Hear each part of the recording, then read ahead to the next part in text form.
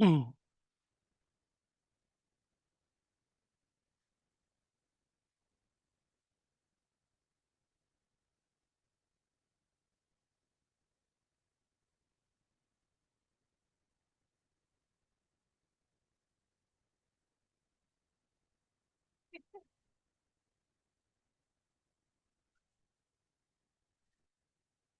Representatives of the European Commission, distinguished guests, welcome to all of you. I am deeply honored to deliver these introductory remarks for today's PubAffairs event, where we are going to focus on the pivotal role of renewable ethanol and the pivotal role of European ethanol biorefineries in enhancing our sustainability, competitiveness, and resilience in the European Union.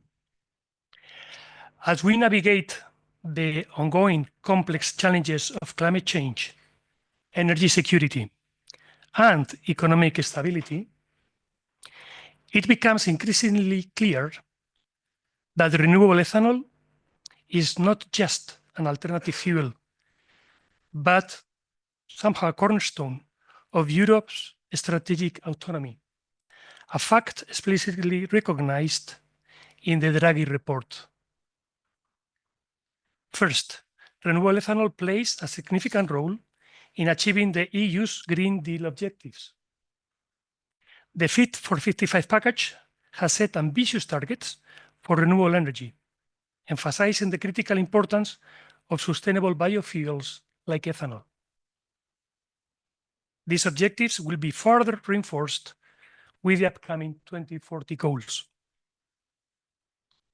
Produced from biomass such as corn, wheat, or sugar beet, renewable ethanol offers an 80% reduction in greenhouse gas emissions compared to fossil fuels.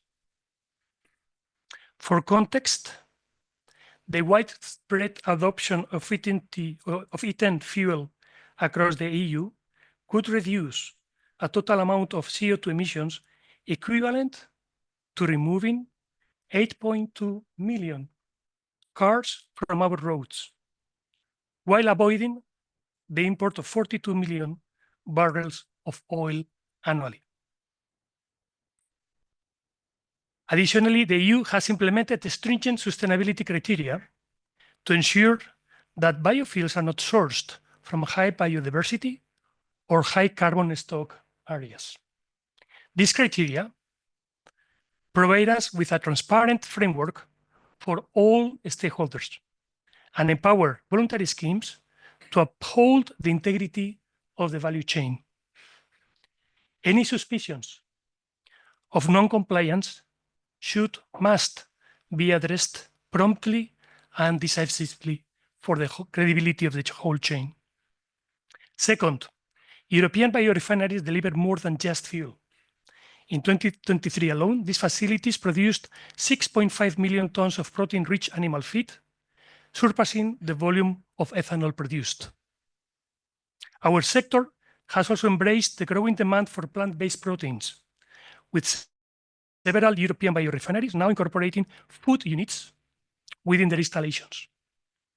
Moreover, ethanol biorefineries generate biogenic CO2, a versatile byproduct used in industries such as carbonated beverages or greenhouses. With the anticipated surge in demand for biogenic CO2, particularly in conjunction with green hydrogen applications, it is set to play an even greater role in Europe's sustainable economy. Third, European ethanol biorefineries rely on biomass sourced from local agriculture. European ethanol producers collaborate closely with European farmers, sourcing multi-purpose crops that support rural economies and provide additional revenue streams for farmers. Remarkably, ethanol production currently occupies just 1% of EU's agricultural land, balancing our energy needs with our food supply, and still providing ample room for growth. Potential new uses of biomass will complement, rather than replace, the existing production, ensuring that Europe continues to benefit from abundant, affordable, and highly sustainable renewable ethanol. In this sense, the existing discrimination towards crop-based ethanol versus those produced from the so-called advanced feedstocks that exist in some regulations should be promptly removed in the next revisions, as this discrimination span is precisely what is working best. Finally, the renewable ethanol sector strengthens the EU competitiveness and resilience. Domestic ethanol production reduces our dependency on imported fossil fuels, thereby improving our trade balance and enhancing energy security. This reduces our exposure to volatile global oil markets and fosters price stability.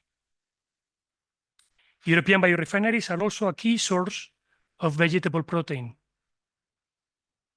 providing the EU's main domestic supply and mitigating our reliance on imports in the sensitive 25% to 45, maybe 50% protein range, and also opening opportunities for higher protein rates, suitable for aquaculture and other uses.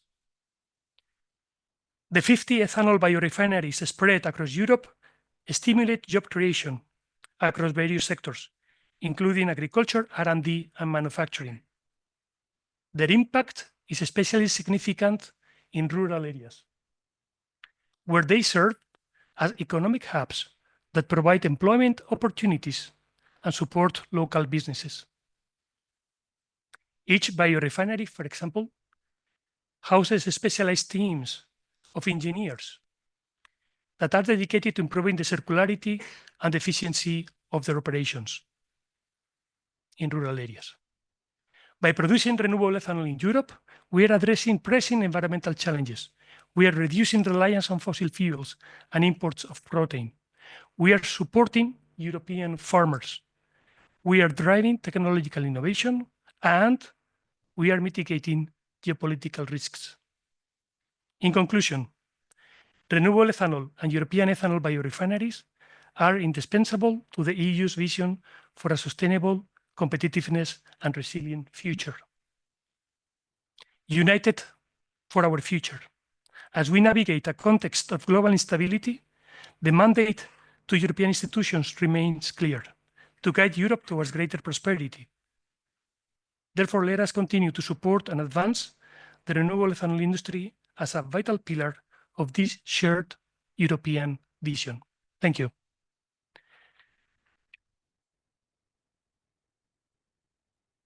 And with this, Sarantis, I will pass to you to go on now with the panel. I think we have a great panelists. Probably you will introduce them now. And let's see the debate. Thank you. Thanks. Can you hear me? Okay, that's great. So thank you for the invitation. First of all, thank you for coming here today. As you know, as you have noticed in the last month, the world is changing, especially on the other side of the Atlantic. Political balances in Europe are changing as well, and will change as it seems. And the European leadership in the European industry is still trying to find its place and essentially grow in a sustainable but affordable way at the same time. We also know that our industry is under huge pressure by major economies, from China, from Russia, and now the US, highly likely. And we also know, as was mentioned before, that the Draghi report has been out and essentially asks from EU policymakers to be more competitive and green at the same time. This is a fine line that you will identify. So let's go straight to the point here. We will discuss renewable ethanol, the biorefineries, the road transport, decarbonization. This is not a new topic. As you know, it has been discussed in Europe for more than a decade now. But as you understand, the time really matters. So we have the pleasure to have with us some distinguished panelists. This is going to be a challenge with the names, but I will do my best to pronounce them correctly. So we have here with us Biljana Kulisic, Policy Officer in the European Commission's DG ENER. We have Tsjerk Terpstra, excellent, Policy Officer of the European Commission, the DG AGRI particularly. Michael Carus, founder at nova-Institut, and Zygmunt Gzyra, CEO of Bioagra in Poland. I think we delivered the first task of. So I'll start with the Commission directly, and with Ms. Kulisic. The much discussed Draghi report is there. It suggests clearly that the internal combustion engines will still prevail in the European Union, in the European Union's road transport for quite some time. At the same time, the report acknowledges that the renewable ethanol has a role to play in decarbonizing the road transport. However, as you perfectly know, the European Commission's official position is not exactly aligned. Do you think that this is going to change? Well, at my pay grade, I cannot think, I can just provide information, and I will give you the information. So when we look at the energy balances and we look bioenergy, so bioenergy in total, meaning a sum of solid biomass, ethanol, biofuels of other types, biogases, they make about 104 megatons of oil equivalent. In that pile, ethanol is 3%. So we need to put the scale. What is also important, that at this moment we don't have available mature technologies to produce biofuels at the level or the price and the quality that we need to decarbonize our transport. So we have high aspirations about advanced biofuels before in the RED 1, 2. They didn't provide technology. So we cannot just drop them. We still encourage research and innovation, because what we face that we cannot decarbonize. So transport is the most challenging sector of high greenhouse gas emissions to decarbonize. And what we have established that there is no one single measure that can help. So we have many actions how to decarbonize transport, including changing the fuels. What you're saying, we also listen from the industry. We also listen not just ethanol producers, we also from the car industry. We know that car industry has high multiplier effect on the economy. We have inputs and outputs, and that's all great. But what we have before Draghi report, we have established some kind of legal framework.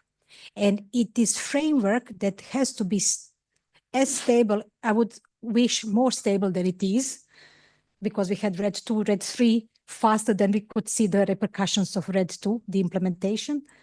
And if you have stability, stability is a signal to the investor, what the government or what the nation wants.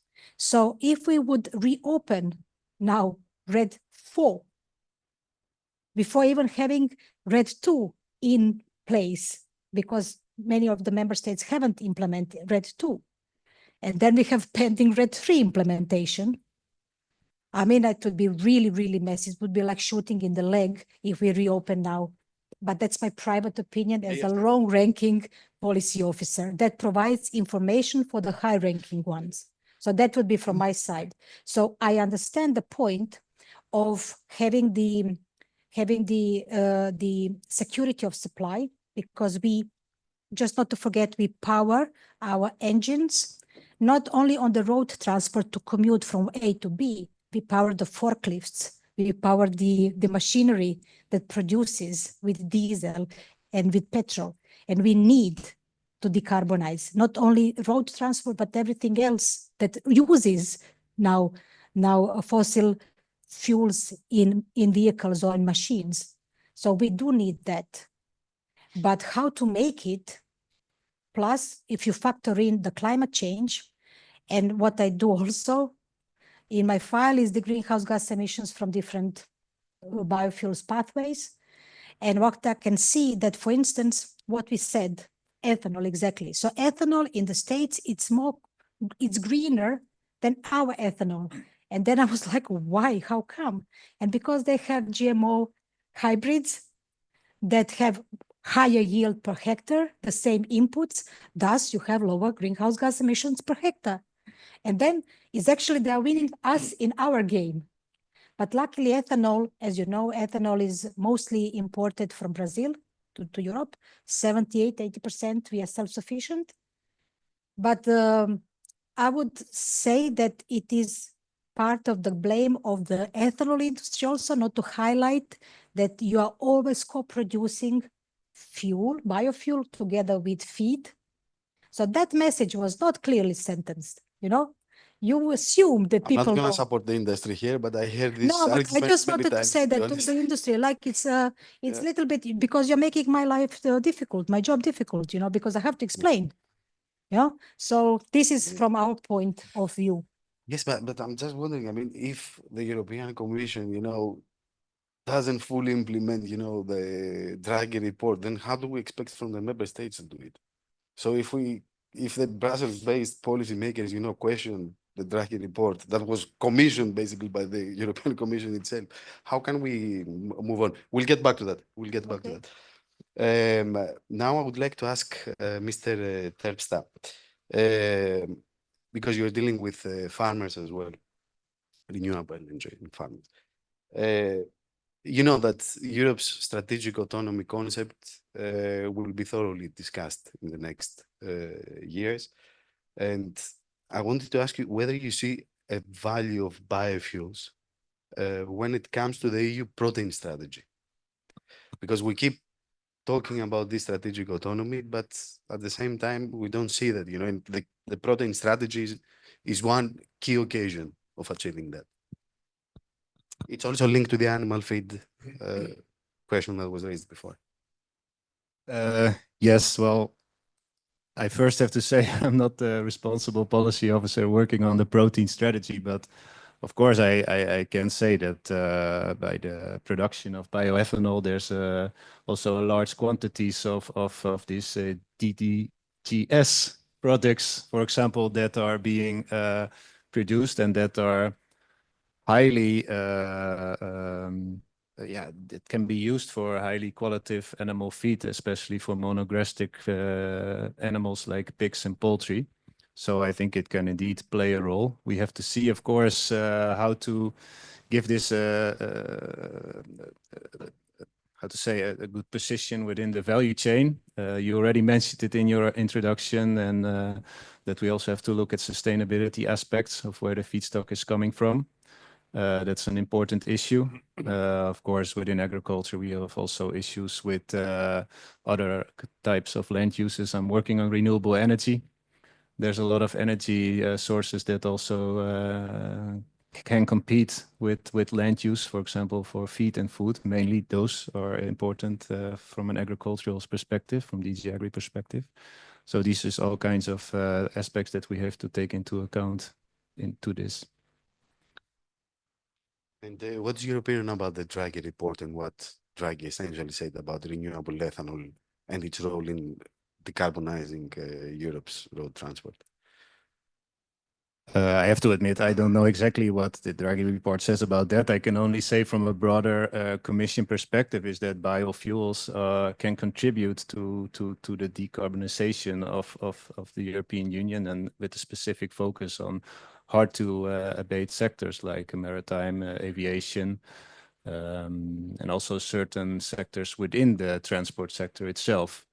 I mean, Biljana, as we talk a lot with stakeholders, and we also receive a lot of messages that some sectors cannot go without biofuels even after 2030, or let's say liquid fuels, and then they mainly mentioned the biofuels, that they can contribute to this transition, and that they tell us that we shouldn't lose sight on the fact that we will need them also after 2030. And then, of course, if we do need them, we need to do it in a responsible way, of course. We'll get back to all these questions now. Mr. Carus, what are the latest developments when it comes to biorefineries? And because we read press reports, you know, that they have advanced, but what is exactly happening there? Yeah, I think I'm invited to open the discussion a little bit. My first question to the audience is, who is a little expert in chemistry? You are. Nobody. 1, 2, 3, 4. Okay, because I love bioethanol, and I think we could produce much more in Europe, but I'm not sure that it should go to the transport sector. Because especially road transport, there are very good alternatives. And in another sector, we really need carbon also in 1,000 years because there is no alternative. When you look into the chemical sector is based on carbon. That's also the reason why we don't talk about decarbonization, but about defossilization, because we need carbon. And when we look to the demand, I did the calculation yesterday, one important building block is ethylene. And when we would produce the whole ethylene from ethanol, what is possible, of course, then we would need 5-6 times more ethanol than we have today in the road traffic. So it's a huge market. And when I look to the publication of DG Klima 2 or 3 years ago on the sustainable carbon cycles, they're written in the text that 20% of chemistry should be renewable. That means in our context, bio-based, CO2-based, or from chemical recycling. And it would mean an amount of this 20% would only for ethylene mean we need to produce it about 8 million tons bioethanol, and today we're using in Europe 5 million tons in road traffic. Just to give an idea about the volume, today ethylene is produced from crude oil with steam crackers. But it's possible, of course, to produce it from ethanol. This is done in Brazil by Braskem. It's done in Belgium by Lanzatec. We have AGRI here. And this, so it's possible. It's working already very well. So that just means there are some sectors which need carbon, and they would love to get ethanol in the long run. And we should. And why this is not happening? Because we have no mandates, no quotas for the chemical industry. But there are discussions to change this. So I think when we all here together want to keep bioethanol production alive and even grow bioethanol production, the best way, from my point of view, was not to fight against electric cars or so, but to fight for mandates and quotas for the chemical industry. The chemical industry can defossilize. If this will happen in the political framework, then we have a bright future for bioethanol. And this has not happened so far, but I hope with the new commission and with new strategies from DG Grow and other DGs, and we will publish soon an instrument guidelines, what instruments we can use to speed up the process. Then bioethanol could have really a great future. For transport? No, for chemicals. For chemicals. The point is that you described Brazil. But why Brazil, for instance, the US and China promoting ethanol in transport? I mean, are we doing something wrong or they are doing something right? I mean, what's the... I personally have 2 electric cars. I would always buy electric cars. We see a lot of happening in truck transport with electric cars. They have a huge selling now. So I don't want to discuss on traffic. That's your business here. I discuss on chemical industry, on plastics, on polymers. And there we see we need a defossilization. We need to speed up the process. Today, the chemical sector is depending 95% on fossil carbon. And they need carbon, but they should go to biocarbon, to carbon from CO2 and from recycled carbon. And there is a huge demand coming. And so I want to give this group here a little hope with the right policy framework. There's a bright future. the discussion on should we change the ban for electric for fuel cars 35. So this is a discussion I'm not deep involved. This is not my topic. I just want to say there are, even if the traffic will not absorb a lot of bioethanol, we have still huge markets in the future for bioethanol. Mr. Gzyra, more details about the biorefineries and essentially how they have advanced in the last years. I think you are an expert in this field. Please give us some details.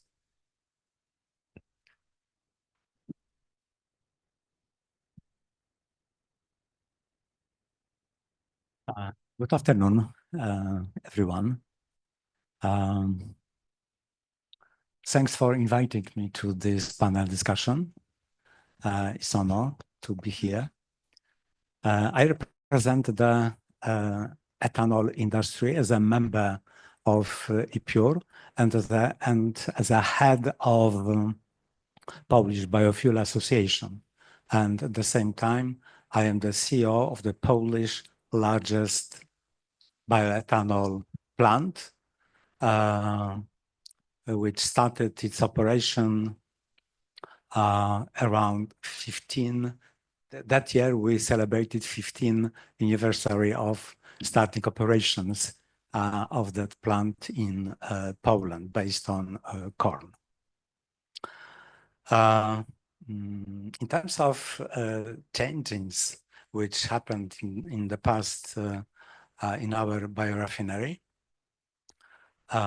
it is kind of anecdote. When I started, when I was invited by my owner of that plant 17 years ago to be proposed to work there, he said, Zygmunt, listen, this is easy job.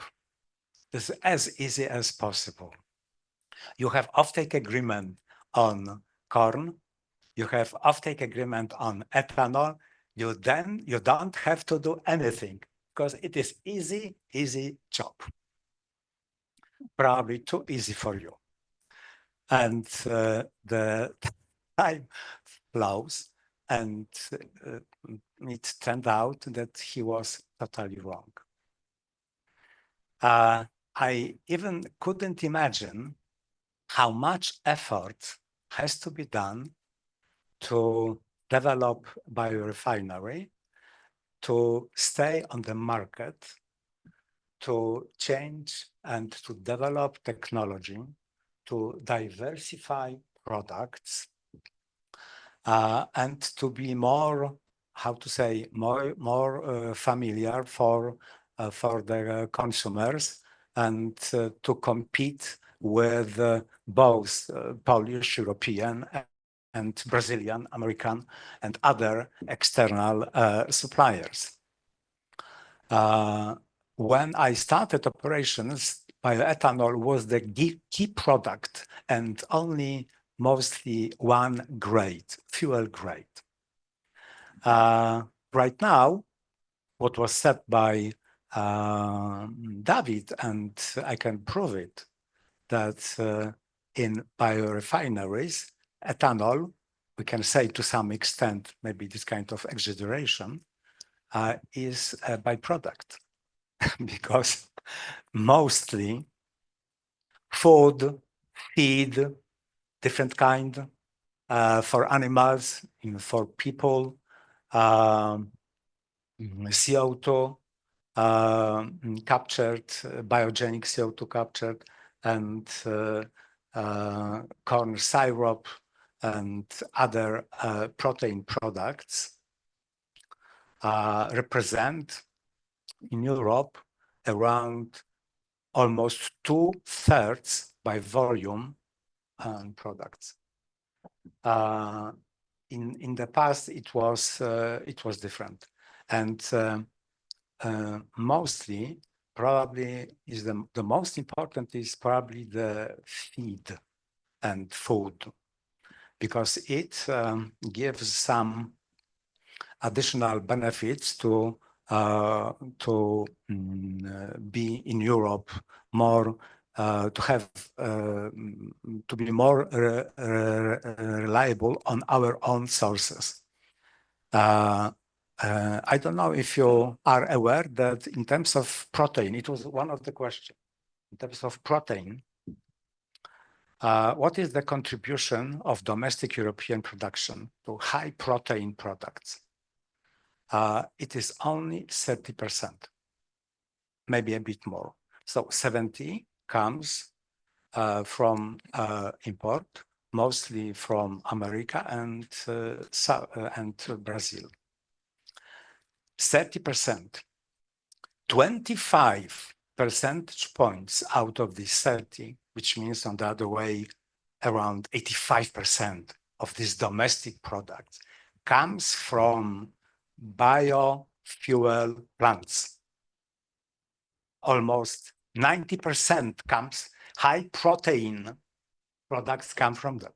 So we can't ignore that because it is really, really huge amount. And we have to be aware that without biofuel, the European Parliament resolution made a year ago or adopted a year or 2 years ago, don't remember exactly, will never happen in terms of implementation if we resign from this amount of protein, which we already got from biofuel.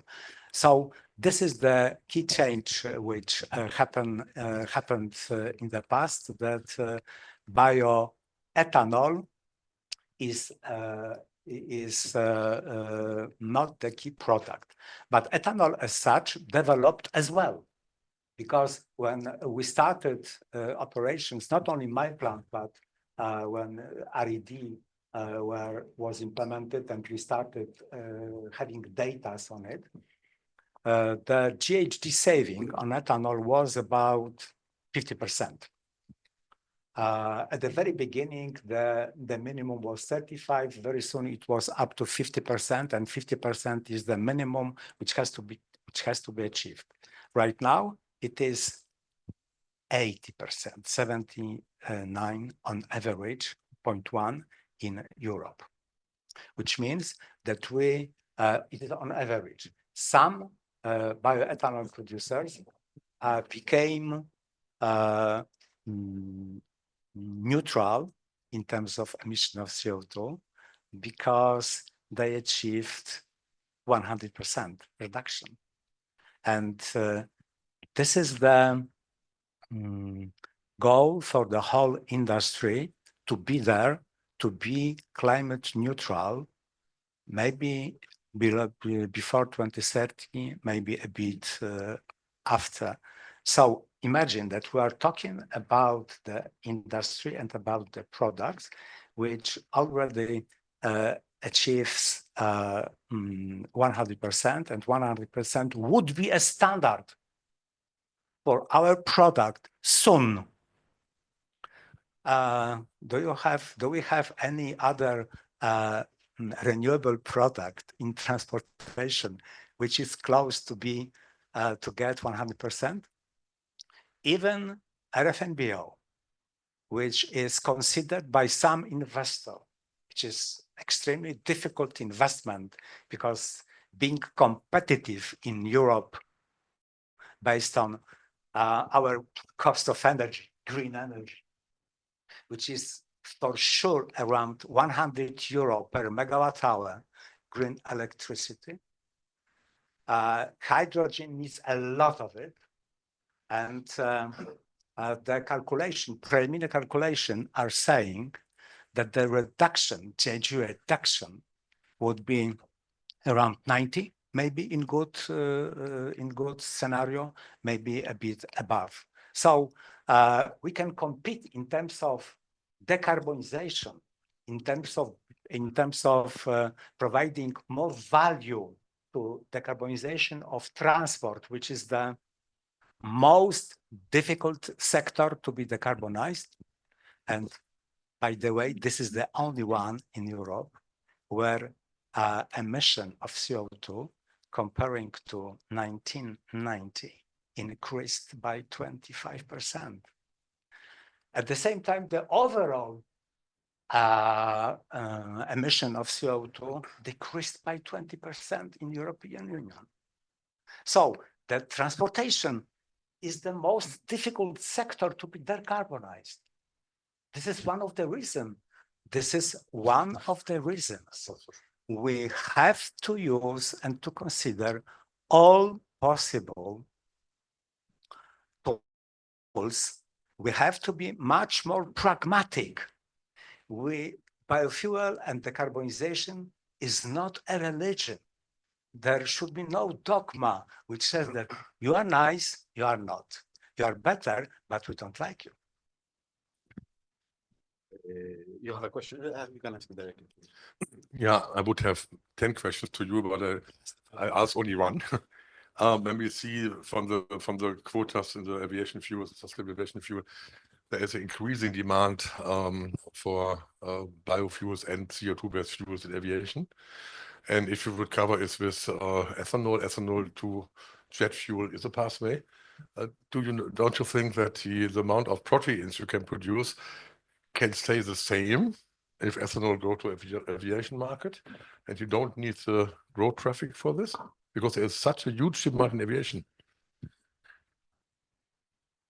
First of all, we can't do it because crop-based biofuel, bioethanol, is forbidden to be used for ESAF.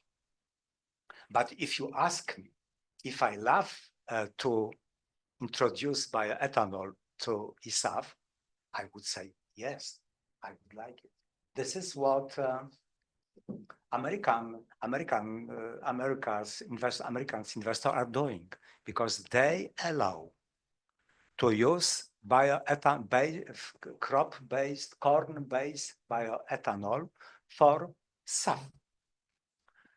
Of course, this is another question about the balance mass, about the feedstock, and about the potential volume of bioethanol which would be produced in Europe if there is no cap. Imagine, can we dream, Biljana, today that there is no cap, or cap is flexible, or the countries are flexible? If they like combined biofuel, they can use. If they don't have to. Can we? Okay, dream, let's dream. There is no cap on biofuel, crop-based biofuel in Europe. I am not, how to say, in position to give you some figures at the level of EU, because it needs to be calculated at any single country. What is the supply demand feedstock?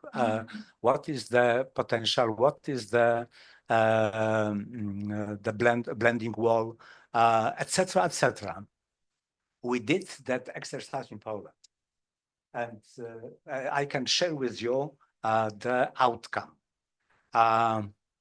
If there is no limit, if there is no cap, 7% on it, we would increase with no big investment. Of course, if it would be the long-term strategy, and if investors believe and trust that it would be stable, then it would be much bigger. But with relatively in short time, 2-3 years, we would achieve around 1.7 million tons of biodiesel, because still this is the big part of biofuel. And right now we have around 600 million. It would be up to 1 million cubes, because there is a lot of not used capacity in the country. So it just shows that there is a space, and then we can talk about how big part of it can be switched to the transportation, to the chemicals you like, to aviation, etc., etc. It would be the individual investor's decision they will have to take the risk and to consider are they ready to spend, to take the risk to spend, to cover the capex, to ensure the capacity, the profitability, to get money from the banks, etc., etc. It is not as easy to say, but it is. It has to be considered carefully. But anyway, the clue is that we have much bigger potential on crop-based biofuel. And if we are not so dogmatic, if we are more open, we can use it much more than it is now in Europe. However, the cap is still there. And if I understood correctly, this is not going to change in the next 5 years. Ms. Kulisic would like to say something. Is that about dreaming or what is about the reality? So which answer would you prefer? Let's start from the... Okay, let's dream. So, okay. I'm just, so what you have mentioned now is that let's dream and let's remove the cap. Removing cap means reopening the whole process of RED III that has been negotiated. And that's a small, like very small part of the overall RED, it's Pandora's box. And that's not a dream, that's a nightmare. Okay, so but what is also, we understand there is a cap, 7% cap, plus all those countries that didn't have 7% production, it's plus 1% to this.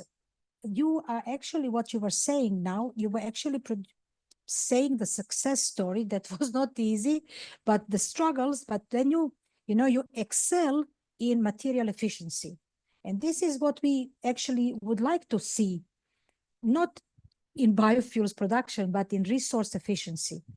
So I think that what you say, this example should be like echoed further to the corners of the EU27, because this is actually good, excellent example.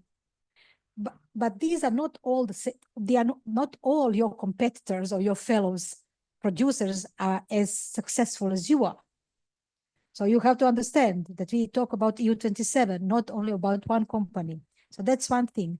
And the other thing is that we see that that ethanol is also a basic chemical. So even if we have 7% cap, and if there is extra production, we need, and thank you for defossilizing. Thank you. So we need to defossilize other sectors too. And this is basic chemical. And we also have this dilemma, how to frame it, how to model it, because, for instance, we have the same stuff with biomethane, because what is the next best alternative to defossilize such and such industry? What is because it is true. So first of all, what I was taught in school, the one that has the upper hand or controls the energy supply, controls the social and economic policy of that country. So we don't have it. So Europe doesn't have resources. We have 77% of fossil energy, which is largely dominantly imported. So we are not the masters of our destiny because of the energy dependency. We have only 23% of renewables in that share. Okay, so that's very important to understand. So I understand your story, and I understand Draghi report, but I also want to highlight that you cannot have, like, there are certain procedures. I'm not justifying us. It is just certain procedures. You cannot reopen a new legislation. I think it's just like common sense before the one is inside. But what, like, you see what is the outcome, the implementation, because we have RED III from November 23, I don't know what. Yeah, so we have it, but the implementation time, it's just some of the articles are now due in May to implement it, but permitting. But what we do, we don't sit idle and reading Draghi report. It's like, oh, we cannot open the Pandora box. What we do lots of efforts on simplification, on reducing the capex, on reducing this red tape burden that we have actually put on ourselves, on our industry, to excel in both things, keeping the environment clean and safe and boosting the GDP. And sometimes you have to make balance. And now we are trying to make this balance because this is now the new situation. Now new things are at the table and we need to reconsider. What's But the new situation? the geopolitical situation that you had. Would you like to elaborate on that? We expected Trump to be re-elected in order to simplify the we expected Trump to be re-elected in order to simplify the bureaucratic procedures. No, we did it before. We started with that before. So you just don't see what we work. You just have the impression that we are just idle. No, we do a lot. And I would say that whoever works as a policy officer, it's good salary, but without any perks. So it works, you work like in a private company without bonus, just to say. So it's No, I'm not questioning your work. I'm speaking on a the political level. political, I just wanted to highlight, because you challenged me. So you think that we cannot, no, but you represent the commission. That's why I ask you this question. You ask me whether we have sit idle to wait for Trump to be elected to have simplification. No, we started that earlier. We just didn't say it out loud because there are internal procedures. We need to do that we knew that also because we had meetings like stakeholders. We know, for instance, that it takes about 4 years from the idea to have it actually biomethane produced. It takes in the average 4 years. And we know that if the investment today made is not going to be visible in 2030. Not questioning what you're saying. I'm answering. I'm just telling you that all the mainstream political groups in their manifestos, from EU to the Socialists or the EPP, all spoke about the need for simplification of the EU bureaucratic procedure. I don't know when you started. Excuse me? You have confused the Commission from the Parliament. Yeah, but the Parliament was referring to the Commission, not to the Parliament. But anyway, let's not focus on this, but we both know what we're talking about. Can I comment it? Yes. Yeah. I would Biljana, you promised to dream with us. No, But you didn't. You didn't. Let me finish. No, you didn't. And I feel sorry because it looks like a nice journey to be dreamed, to dream with you. But speaking more seriously, I am afraid that you are right.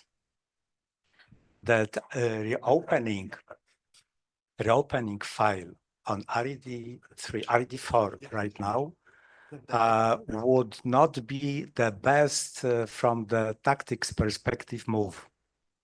But we don't have to start unleashing potential of crop-based biofuel in that way, because we can make much smarter moves. First, we can resign from benchmark 2020, which creates the level for biofuel in 2030, because 7% does not work. Current level of crop-based biofuel on EU is around 3 point something. In 2020, it was around 3. So theoretically, it can be doubled and it will not reach 7. 7 is a dogma. Let's keep 7.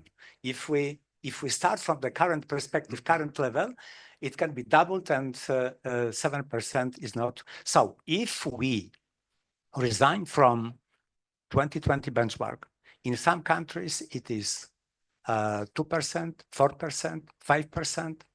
So for those where biofuels are integrated with agriculture, do allow them to use more crop-based, even if it is above 2020 plus 1, but below 7. But even the 7, look at it from different perspective. Okay, 7 is nice. 7 is good. We don't spend too much food on energy. Let's keep 7%. But why on the member state level? Why not we can't mutualize it at the EU level. And still you can have 7% if I'm looking at a drop, if Holland wants to have 1% in 2030 of crop-based biofuel, and Poland wants to have 8%, still it is much below 7. So transfer it from one member state to another. yes, right? something like, yes, The something remaining, like that. First, to resign from benchmark 2020 to calculate level for 2030, the maximum production crop-based biofuel in 2030, first. And second, to account 7% at EU level, not member states. Yeah, I have a question to representatives from the Commission. I'm happy that you are aware of the potential of the. Sorry? Just wondering if I'm blocking you. No, I ask you both. Yeah. And the environment is responsible for bioeconomy strategy. Yeah. So, question is a little bit more to you, but not only to you. I'm happy that you also are aware about the potential of also ethanol in the chemical industry. And if you would open a door for ethanol in the chemical industry, we could also avoid those discussions on biofuels because the sector has another option, and then they are much more relaxed in replacing bioethanol in the transport sector. But what is your pathway to open the door? Because we heard, for example, that the calculation in DG Move or your calculations based on DG Move framework coming to a CO2 reduction by 100%. If we do the same calculation in DG Environment for chemicals, Werner Bosman not even believes minus 20%. So we have to align these calculations. It cannot be that the same molecule in fuels has a better performance than in chemicals. That is completely crazy. So we have to align, for example, SAA methodologies in the different sectors. Then we need to open the door for food and feed crops for chemicals. If you say the chemical sector can only use second generation and so on. So we have to do a lot. We need some quotas, for example. So what is your plan, how you can realizing this huge potential in the chemical industry for ethanol to avoid this discussion here and also to go ahead with the 35 decisions, which were 3 decisions, that would be an easy way. But what is your plan for the chemical industry? Yeah. Well, I mean, if I take it a bit from a broader perspective and look at it from the bioeconomy, I mean, from a farmer's perspective as well, we also acknowledge that farmers can contribute to not only to feed and food, but also to fuels, but also to biochemicals, but also to construction materials. There's many different outlets to which we can contribute. And if you want to do that with quotas, I don't know if that's a good idea, yes or no. It's also not me to decide upon that. You know that there's discussions going on sustainability criteria for biomass. We already have sustainability criteria for biomass used for energy purposes. Do we want to use this as a fundament for sustainability criteria for other biomass uses as well? Yes or no? Is that a good idea? Maybe we can use the approach of the voluntary schemes as a base, but I don't know if you can use the same sustainability criteria for energy use also for other uses of biomass. So we have to think about that. But of course, we also have to take into account that there's already a lot of other sustainability criteria as well in the legislation we are working on. We have the Common Agricultural Policy. There's already a lot of sustainability. Articulating a market distortion. If you would have different criteria for food, feed, chemicals, fuels, energy. Oh yeah. That would, and also if you see the reality of the market, they're all using, for example, ISCC or ISCC plus. So in the meantime, feel free to raise your hand and ask a question. Then we have in principle on the market already the same criteria in place. So it's a little bit artificial discussion to have sector-specific sustainability. Oh no, that's not what I mean. I was just sketching a situation of you know what's going on in the debate right now. So I'm not saying there need to be specific sustainability criteria for every use of biomass.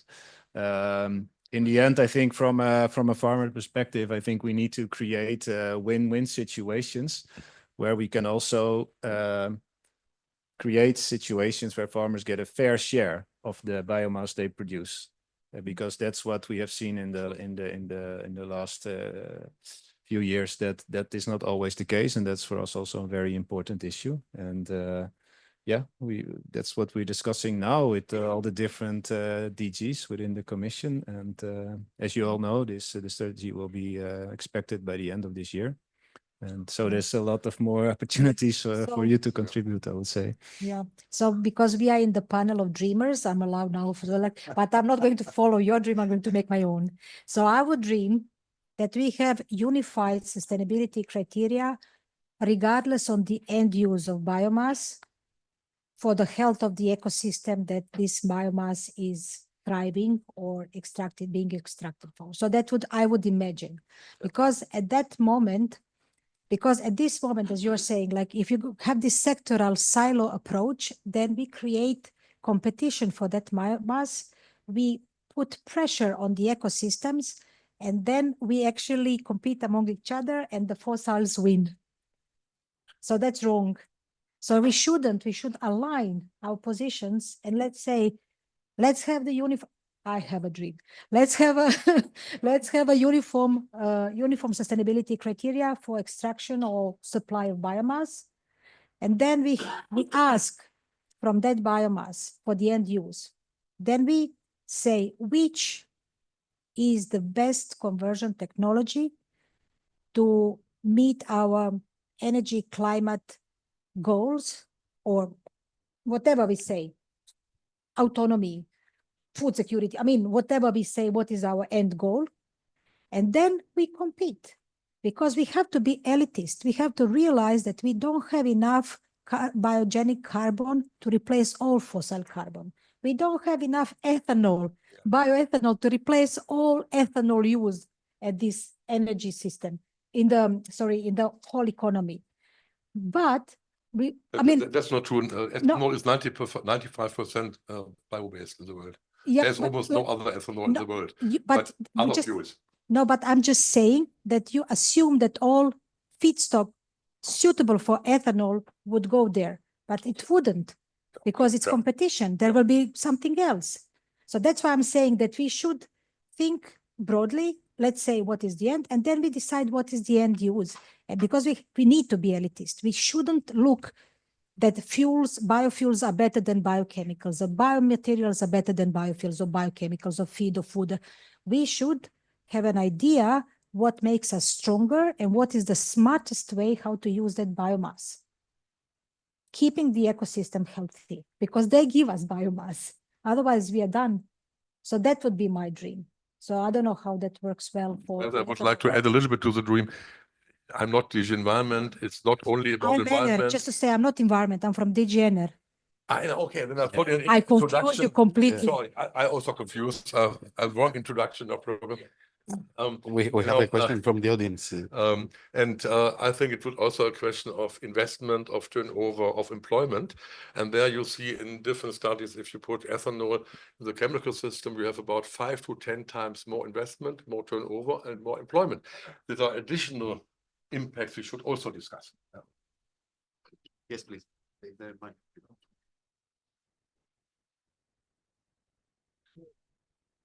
My name is Peter Williams, and I'm a nutritionist, and I too have a dream.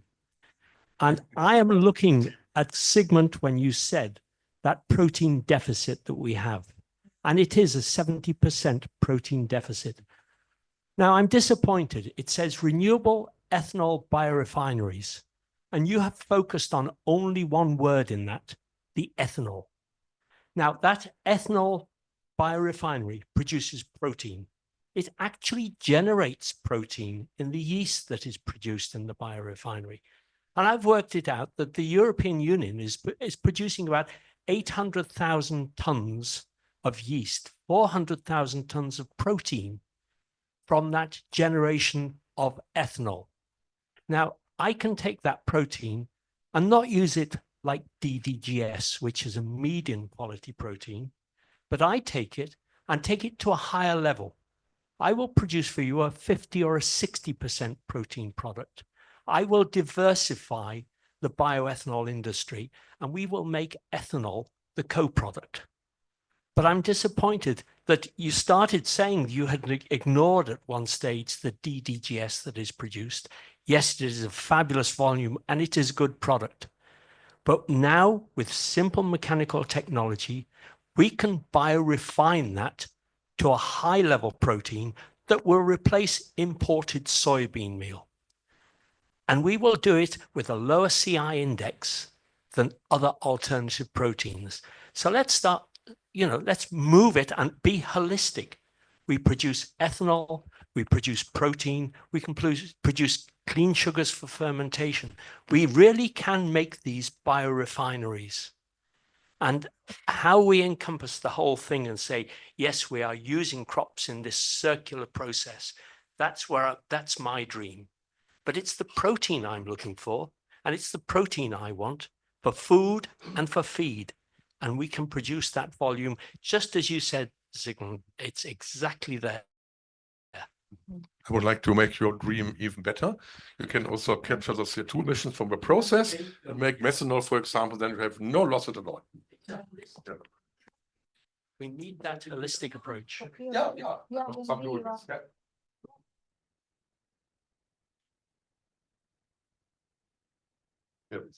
Yeah. You have a question?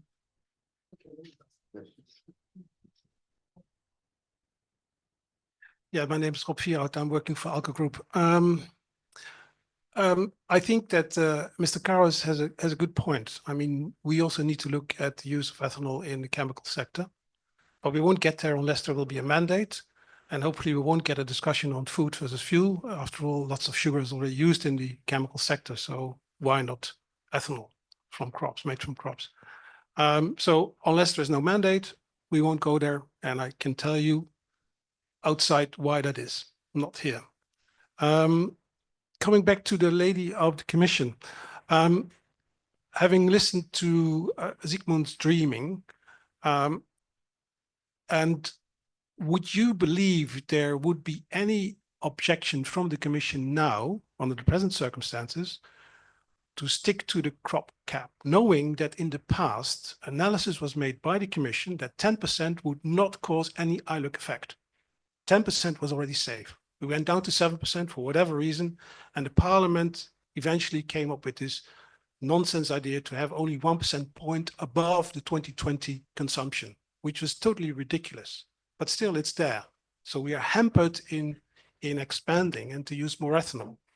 Now, for sure, the RED 3, which was started to be discussed, or the first proposal came out in 2019, I believe.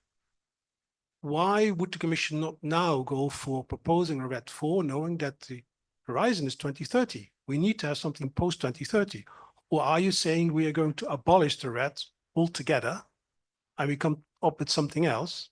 Or are we going to think outside the normal path and indeed see the benefits of ethanol, knowing that it produces animal feed, it produces biogenic CO2. We need to make other fuels. We have a new outlet, the chemical sector. I mean, there's all the reasons, and there haven't been any negative impact on food prices or food availability. There was no evidence of that whatsoever. ILUC effect, zero. So why not rethink the policy that has been there for unclear reasons, more for emotion than for factual reasons? So first, thank you for acknowledging and informing the whole audience that there is a co-legislative process when we deliver some legislative act. So it is not only the blame from the Commission. Our proposal comes out and then it's getting negotiated with the Parliament and Council. And sometimes you get out of that negotiations happy, sometimes really, really upset. And sometimes you're just happy that it's done, to be honest, because it's very intense. And I take all your points. I'm a technical expert. I provide this information as you have now, even in more detail to the colleagues that do the energy modeling, that do the policy modeling, and we'll see what will come out. So you keep the door open. The door is always open. Why do you think the door Because is before you said you Is ruled the out door- the scenario of changing the I'm legislation. not going to change today. We are not going to change today RED 3 or 4. We are not going to change it now because it has to be stability. So you think, I mean, I cannot imagine that industry would provoke RED 4 by 2030. Some point said it's dead in the water. 2030, the RED 3 doesn't work anymore. That's the rising of the legislation. Yes, I understand, and I take your point. You're very right, and I hope that we are going to see each other soon. So- Okay, like You almost sound like Bernd. He's always talking about soon. Burns. I don't Bernd know. Kupka, yeah, soon. He's Ah, always, Ben. I call him Bernd Soon Kupka. That is the No. discussion in the Now, the commission. thing is that we work. I mean, we started to work on new. We don't call it policy. Now we are doing the impacts assessment and different scenarios, investigating dogmas, trying to see what is going on. But that started even before. So it's not because of Draghi. Draghi just gives a little bit of direction and push. But yeah, I mean, this is not going to stay forever. Things change. And one word to Draghi is But it's always, not going to happen tomorrow. That's my point. It's not going to happen tomorrow. and Draghi is always quoted here. Draghi is also a chapter on investment in chemical industry, transformation of chemicals, and so on. So we could also use Draghi for the chemical strategy. It's not only for road traffic. See. At the end of the day, what will be the final destination of ethanol is and will be in investor hands. It's great that potentially what I'm saying, there is a new opportunity, new market for use of ethanol. The more, the better for the ethanol producers. But we can observe that some of European ethanol producer already made decision to switch certain portion of their production for green chemistry. They already did it. You know, in terms of single company which made those decisions, it is not so small. Yeah. It needs sufficient capex to make those investment. But there is one observation. Why did they do that? Because they were afraid that staying in the current business go to nowhere. And they were afraid to challenge the catastrophe where the crop-based biofuel are totally phased out. And they desperately were looking for the new opportunity and the new use of the current product. And they made those decisions. But it would be much, much better if they have a choice to decide which is better for them, to go to the green chemistry because of the regulation, because of the mandates, because of the profitability, whatever, or to stay in transportation because of the same arguments. But they don't have such a choice. They are afraid of staying there, staying in the biofuel, and this is the reason that they decided to go to the green chemistry. Even there is no clear, how to say, incentives to go there. But there is a promise. There is at least a promise and hope that if they spend 50, 100, whatever million euro, they will go to the chemistry, will produce new products, and they will succeed, and they will be profitable. There is still a risk, but it only shows the desperation to go there. But if the situation is more, how to say, clear, and there is a choice for them where to go, it will be much, much better. And Biljana, what was said about this is, I understand that it's a really difficult position to start discussion about reopening the files on AGRI. I understand. I understand that because I remember more or less since 2012 how it was, what kind of discussion, how emotional, etc., etc., etc. So it would be a must. I agree with that. But on the other hand, investors and the industry needs to have a longer perspective because by definition, it is the business based on regulation. There is no regulation, there is no that business.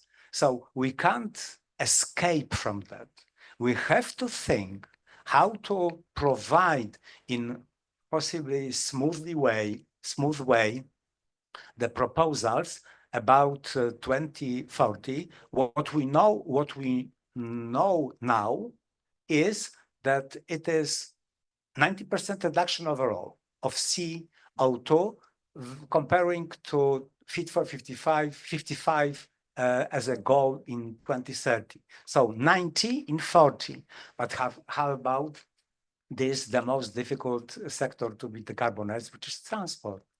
And how about verifying and evaluation the current progress in implementation of RED 2 and RED 3, assuming that there are only 3 countries which achieved 10%, which was the goal for 2020. So we have to be, on one hand, realistic, on the other hand, more pragmatic and to more open to use all possible tools to contribute to that.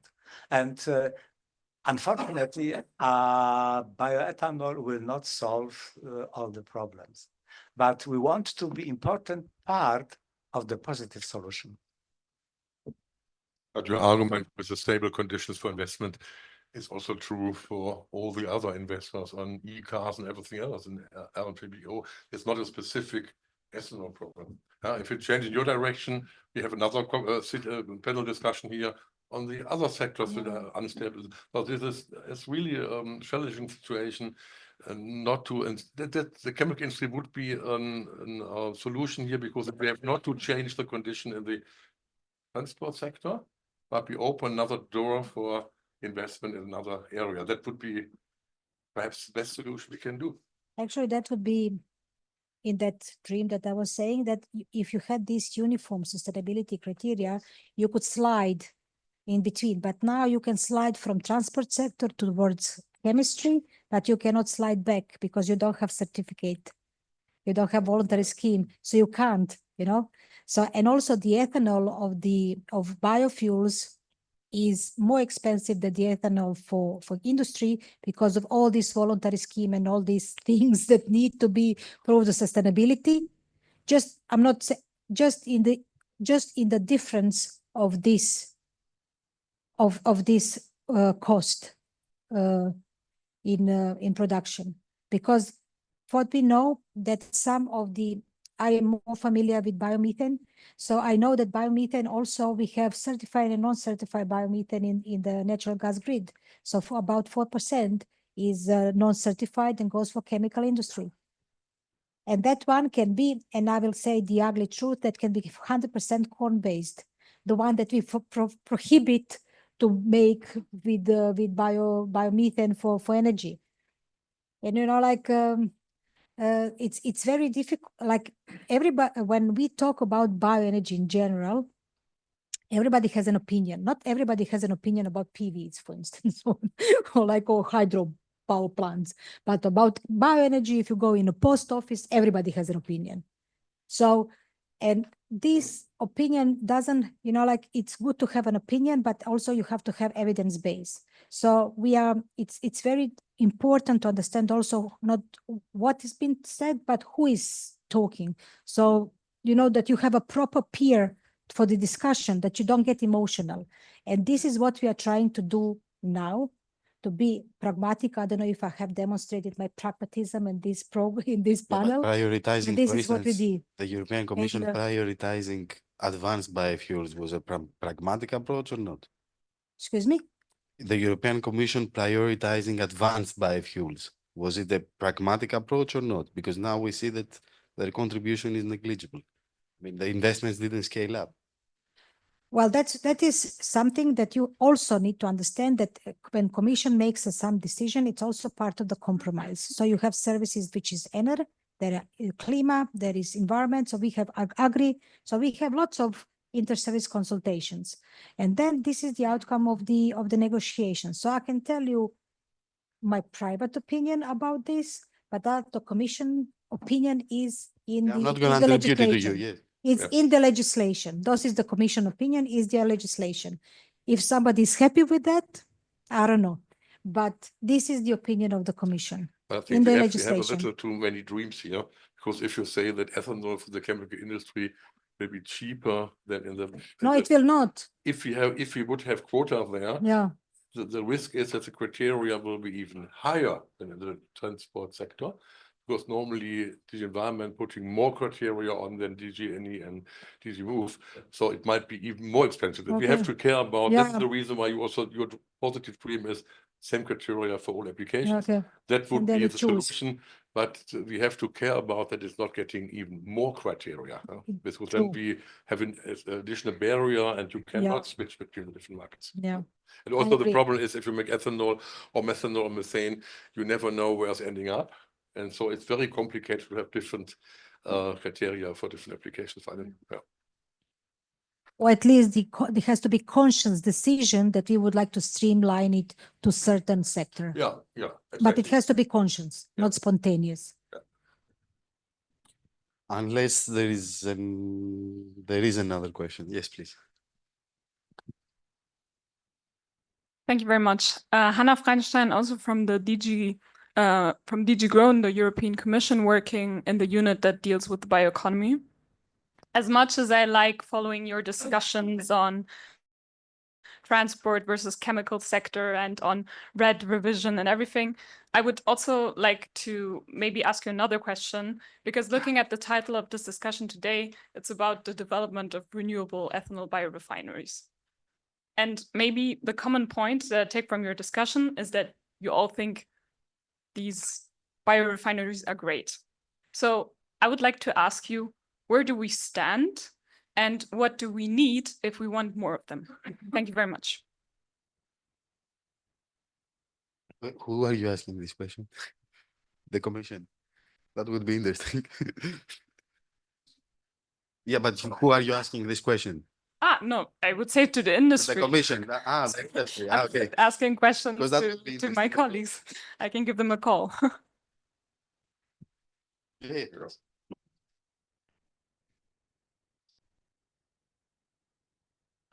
First of all, thanks for that question, because it continues maybe the discussion and thinking a bit without taking into consideration the all surroundings, the all external problems we have, etc.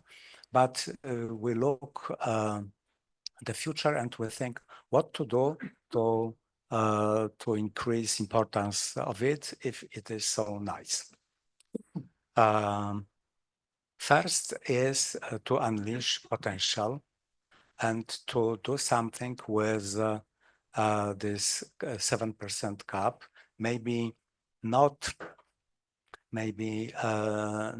starting discussion about removing of this cap, but to start from resigning from 2020 benchmark and to allow countries to stay below 7, or if at EU level we still are below 7, to contribute and to trade, to exchange the free space of crop-based biofuel between countries, the first.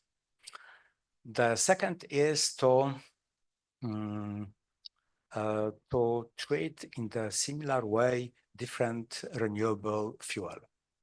There is one example concerning the methodology of calculation GHG if you take a green electricity on the basis of PPA, and if you are the RFNBO producer, and you take on the basis of PPA the electricity from the grid, not directly from the green electricity provider, but from the grid, you can calculate it as a green one.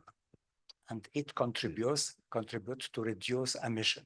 If you do the same, having the same PPA, and you want to take the green electricity from the grid, you can, but you can't use it in calculation of GHG, because it will be treated as a black energy. This is a great example of. Zygmunt, we're running out of time. Can you speed up? Because yes, because okay. I think so very short. Sorry, I have to fine, finish. The third one is ETD. The third one is ETD because biofuel for now were treated there as a fuel at the same level as crude oil. We are close to 100% reduction, and we are treated in that proposal as a crude oil products, which is absolutely out of. And the third one is definition of CO2 neutral fuel. It has to cover all sustainable fuel, including biofuel and biomethane. Somebody raised the hand. Yes, please. The last question.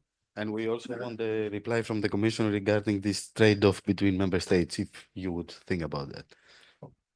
Quite on? Yeah. All right, great. Hi, I'm Peter. I work with Neste. And well, we're not an ethanol company, but we do run biorefineries as well. So I thought it would be nice to come here and see what the discussion's like in the ethanol sector. And to your question there, Hannah, I think the 2018 bioeconomy strategy actually made it a specific objective to increase deployment of biorefineries in Europe. There's a very nice evaluation report from 2022, just looked it up, and it says that one of the main barriers is that the policy incentives focus predominantly on fuel. So there was a lack of incentives being rolled out in other sectors, which obviously creates a lack of demand, as we've heard, I think, in various different shapes or forms here. And I think now more than ever that is relevant, because this is an area where I think we have leadership in Europe, to be a bit positive as well. We are good at deploying biorefineries. The Commission's own report looking at this said that if we look at, I think they found 400 material relevant biorefineries globally, and 300 of those are in Europe. So good news, we're good at this. And the other side is we're relatively bad at fossil competitiveness. Why? To your point, we are importing like 98% of our fossil raw materials. So when you guys are now looking at the bioeconomy strategy update, I would be curious, and maybe one very specific question, how do you see, practically speaking, in an instrument we could set horizontal sustainability criteria? Is it in a sort of regulation type thing, or is it more to have a communication that says this is how we would apply what is already there horizontally? And two, how do you think we should approach now after the discussion that has been about biomass? We have a new vision for food and agriculture coming out. How do you see we approach the discussion on biomass availability in a more proactive way as Europe? Because I think if we're not there, others will fill the gap globally. So we've had the Critical Raw Materials Act. We have 2 minutes and for the yeah, answer. Sorry. Yeah. 2 minutes for the answer. I'm please. rounding up now. Do we need like a bio-based raw materials act or biomass raw materials act to have a more strategic approach to that area going on with just sustainability? I will reply for both of us in the time. No, but these questions, and thank you very much for voicing them out. They are very relevant questions, and we do. It's like you have your ears in our internal meetings, so we do discuss these kind of things, and we don't have answer ready for these questions at this moment, but that's why we are out to discuss with stakeholders. We are collecting ideas. I will have some of those here from today I learned, and I will note them down and try to evaluate with other ideas that other colleagues have had. So, I mean, but what I would like to say in a conclusion that we are very much in a line. also what you were saying and what you were saying. So we are very much in a line. It is just a question how to, like synchronize it, put it in a same, like it's difficult because you have legislation that is there and you have to act fast because legislation process takes time. So you need to act fast. And so we play with the cards that we have at hand and we try to think out of the box, but very valid questions. And thank you for those.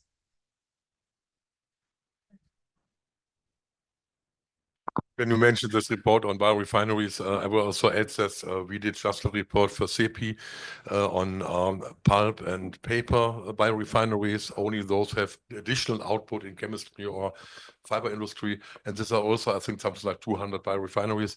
So we have a lot of biorefineries on sugar, on starch, on wood, on cellulose. So it's important to, if you make a policy on biorefineries, to really keep all the different types of biorefineries on board with a wide range of chemical output. I'm really sorry I didn't give the last question unless we still have 1 minute. Do we have 1 minute for one question? Okay, the last question because I didn't see the lady before. I'm sorry. Yeah. I'm sorry, we ran a bit out of time. I'm very sorry, I'll keep it extremely short for everybody's sake. There's a lot of, my name is Floor, I'm at Acumen PA. And what I've heard in this discussion is that there's a lot of different vested interests in this whole, this issue. We have the protein there, we have agri-food, we have transport, we have chemicals. And going forward, who will take the lead in this within the Commission? Who will make sure that this interdisciplinary approach really does break through silos? And how do you make sure that there is the proper communication between the silos going forward? Thank you.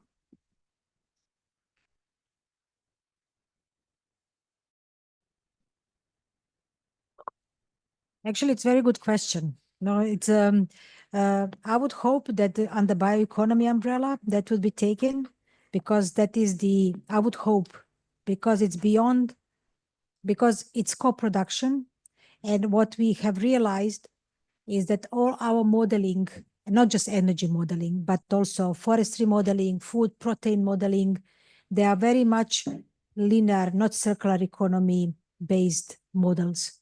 And they are very difficult to pick up the co-production of different production streams, which is the core of biorefinery. Okay, so we need first to agree what is the main product. And then I would say from energy perspective, from DG ENER, it would be biofuel. I think that they would say feed, no? So, I mean, like it depends really from grow, they would say chemicals.